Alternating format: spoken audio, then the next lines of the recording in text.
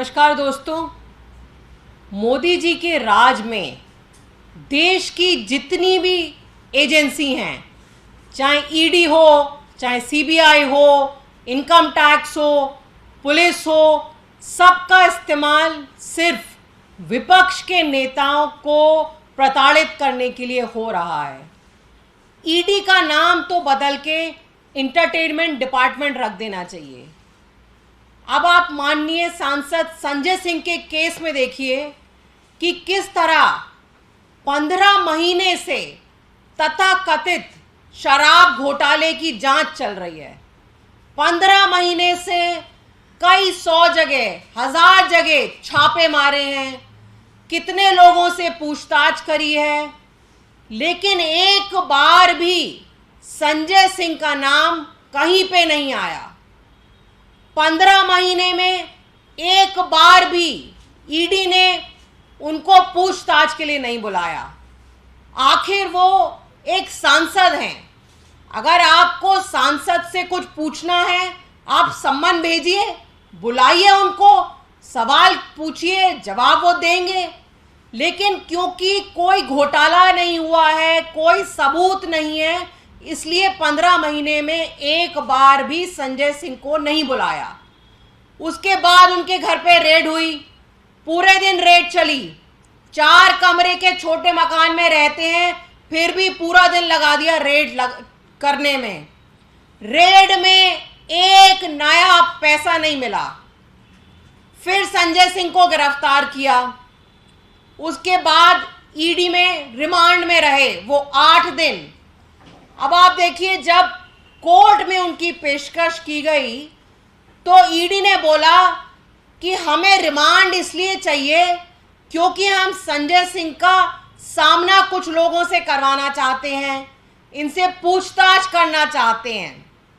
लेकिन देखिए, मैं आपको बताऊंगी कि किस तरह इंटरटेनमेंट डिपार्टमेंट ने 8 दिन में मात्र 3 घंटे संजय सिंह से पूछताछ करी।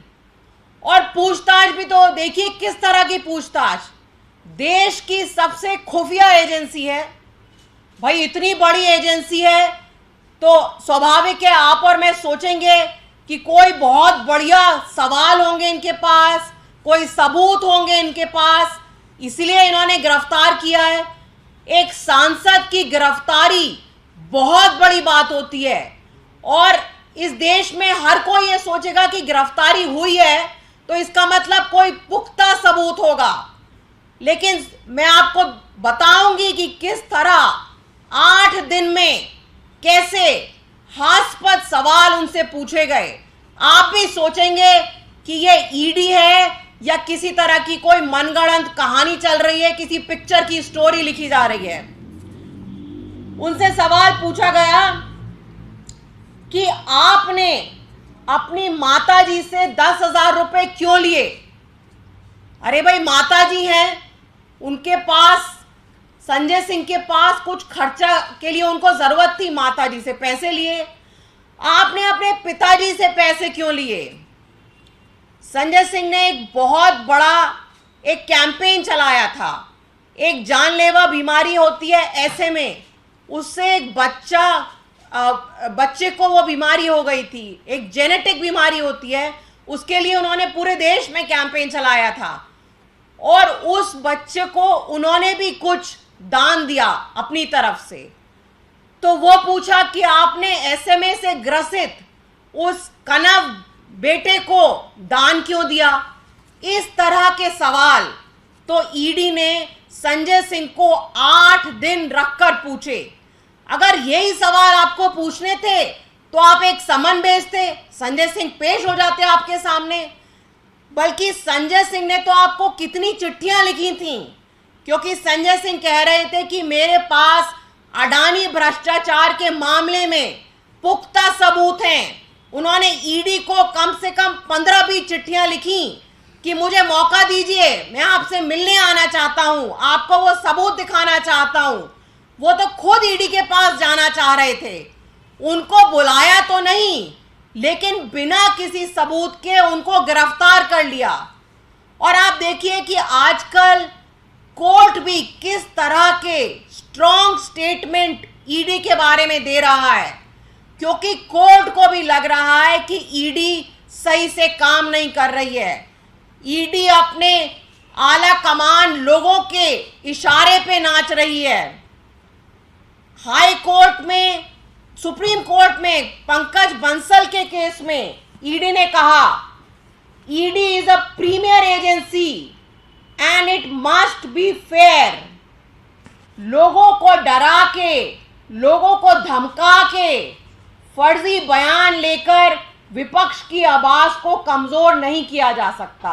और जहां तक आम आदमी पार्टी के नेताओं का सवाल है, चाहे संजय सिंह हो या कोई भी नेता हो, हम सब Arvind Kejriwal school of politics के स्टूडेंट्स हैं। हमें ईडी क्या, कोई भी माई का लाल देश में पैदा नहीं हुआ जो हमें डरा देगा। हमने हमेशा देश के गरीब लोगों की, देश के किसानों की आवाज उठाई है और उठाते रहेंगे। संजय सिंह के केस में भी यही कारण था, क्योंकि वो लगातार सदन के अंदर, चाहे किसानों के काले कानून हो या अडानी मोदी भ्रष्टाचार का मुद्दा हो, सदन के अंदर, सदन के बाहर उन्होंने हमेशा आवाज उठाई, हमेशा बुलंद आवाज उठाई।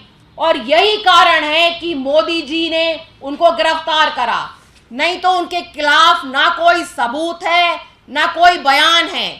ये सिर्फ एक मोदी जी का डर है जिसकी वजह से संजय सिंह को गिरफ्तार किया गया है।